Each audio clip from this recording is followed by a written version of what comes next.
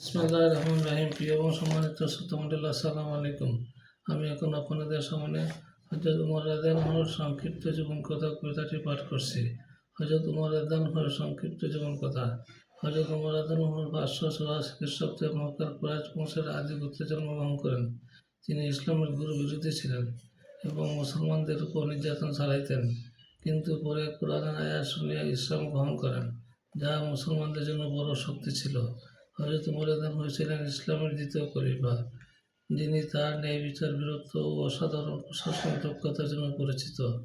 তার শাসনামলে ইসলামী সাম্রাজ্যের ব্যাপক বিস্তার ঘটে।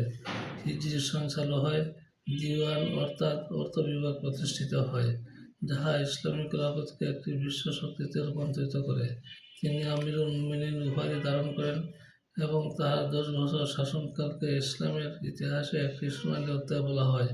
বিচারক পদ চালু করেন এবং বিচার ব্যবস্থার ভিত্তি স্থাপন করেন। পরামর্শমূলক কৌশল গঠন করেন। কাবা ও মসজিদে নববী সম্প্রসারণ ও সংস্কার করেন। ইসলামী মুদ্রা প্রচলন করেন।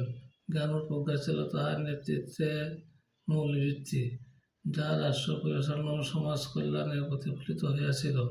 646 খ্রিস্টাব্দে ফজরের নামাজে ইমামতি করার সময় এক পারস্য কৃতদাস আবু লুলুয়া কর্তৃক ছুরিকাঘাতে শাহাদাত বরণ করেন।